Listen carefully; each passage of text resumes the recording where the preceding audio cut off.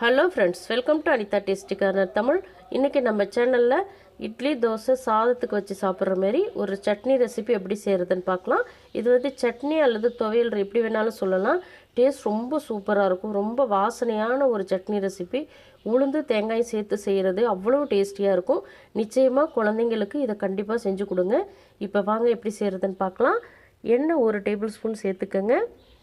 நீங்கள் நல்லெண்ணெய் கடலெண்ணெய் எது வேணாலும் சேர்த்துக்கலாம். நான் ரிஃபைண்ட் ஆயில் தான் சேர்த்துருக்கேன். 1 டீஸ்பூன் சீரகம் சேர்த்துக்கோங்க. இதில் காரத்துக்கு 4 காஞ்ச மிளகாய் 4 பச்சை மிளகாய் உடச்சி சேர்த்துக்கோங்க. பூண்டு பல் ஒரு 6 பல் சேர்த்துக்கோங்க. இது கூட வந்து உளுத்தம்பருப்பு ஒரு 1/4 கப் அளவுக்கு சேர்த்துக்கோங்க. வெள்ளை உளுந்து சேர்த்துக்கோங்க அல்லது கருப்பு உளுந்து சேர்க்குறதா இருந்தாலும் சேர்த்துக்கலாம். ஒரு கொத்து அளவுக்கு கருவேப்பிலை சேர்த்துக்கோங்க. இது எல்லாத்தையுமே சேர்த்துட்டு ஒரு தடவை லைட்டாக கலந்து விட்டுக்கோங்க. இதில் வந்து கொஞ்சமாக புளி சேர்த்துக்கோங்க. புளி சேர்த்துட்டு இது எல்லாத்தையுமே சேர்த்துட்டு நல்லா செவக்க வறுத்துக்கோங்க. உளுந்து எல்லாமே நல்லா செவந்து வரணும். கருவேப்பிலை வந்து நல்லா வறுபடணும். நல்லா கிறிஸ்பியாக இருக்கணும். அது எடுத்து நசுக்கி பார்த்தீங்க அப்படின்னா கருவேப்பிலை நல்லா கிறிஸ்பியாக அப்படியே உடையணும்.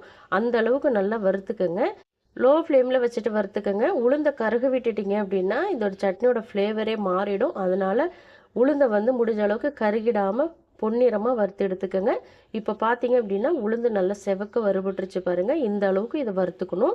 இந்த ஸ்டேஜில் பார்த்தீங்கன்னா நான் தேங்காய் வந்து கட் பண்ணி 1/4 கப் எடுத்து வச்சுருக்கேன். அது இதில் சேர்த்துக்கலாம். நீங்கள் துருவி சேர்க்குறதா இருந்தாலும் சேர்த்துக்கலாம். தேங்காயை சேர்த்ததுக்கப்புறம் இதையும் நல்லா பொன்னிறமாக வறுத்து எடுத்துக்கோங்க. தேங்காயோட கலர் நல்லா மாறி தேங்காய் வந்து நல்லா சுருங்கி வரும். அந்த ஸ்டேஜ் வரைக்கும் நல்லா வறுத்துக்கங்க. அது வறுபட்டதுக்கு அப்புறம் ஒரு நல்ல ஒரு மணம் வரும். தேங்காயோட மணம் அதுலேயே உங்களுக்கு தெரிஞ்சிடும் தேங்காய் நல்லா வறுபட்டுருச்சு அப்படின்னு. அந்த ஸ்டேஜில் வந்து ஸ்டவ்வை ஆஃப் பண்ணிடலாம். இப்போ பாருங்கள் கலர் எந்த அளவுக்கு மாறி வறுபட்டுருக்குதுன்னு பாருங்கள். இந்த ஸ்டேஜில் நம்ம ஸ்டவ்வை ஆஃப் பண்ணிவிட்டு இது எல்லாத்தையுமே நல்லா ஆற வச்சுக்கலாம். ஆற வச்சுட்டு தான் மிக்ஸி ஜாரில் சேர்க்கணும். நீங்கள் சூடாக அரைக்க முடியும் அப்படின்னா நீங்கள் தாராளமாக சூடாக அரைச்சிக்கலாம். ஆற வச்சுட்டு இப்போ மிக்ஸி ஜாரில் மாற்றிக்கலாம். இந்த சட்னிக்கு தேவையான அளவு உப்பு சேர்த்துக்கோங்க. கொஞ்சமாக தண்ணி சேர்த்து இதை நல்லா கோர்ஸாக நல்லா திக்காக அரைச்சி எடுத்துகிட்டு வந்துடுங்க. தண்ணி வந்து கொஞ்சம் கொஞ்சமாக தான் சேர்த்து அரைக்கணும். மொத்தமாக சேர்த்து அரைச்சிட்டிங்கன்னா தண்ணி மாரி ஆகிடும், சட்னி மாரி ஆகிடும். இது வந்து நம்ம துவையலாகவும் யூஸ் பண்ண போகிறோம். அதனால் திக்காக அரைச்சிக்கோங்க. இப்போ பாருங்கள் சட்னி நான் வந்து எந்த அளவுக்கு திக்காக அரைச்சிருக்கேன் பாருங்கள்.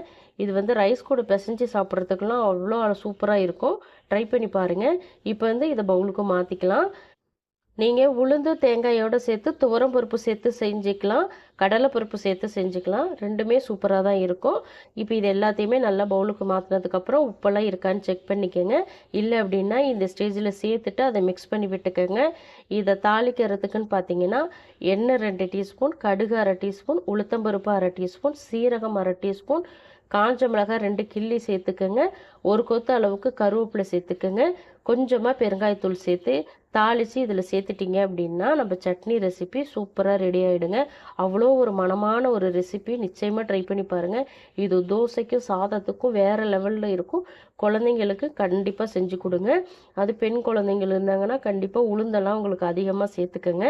இந்த ரெசிபி பிடிச்சிருந்தால் லைக் பண்ணுங்கள், ஷேர் பண்ணுங்கள். மறந்துடாமல் அனிதா டேஸ்டி கார்னர் தமிழ் சேனலை சப்ஸ்கிரைப் பண்ணிக்கோங்க. தேங்க்ஸ் ஃபார் வாட்சிங் ஃப்ரெண்ட்ஸ். நாளைக்கு இன்னொரு வீடியோவில் சந்திக்கலாம்.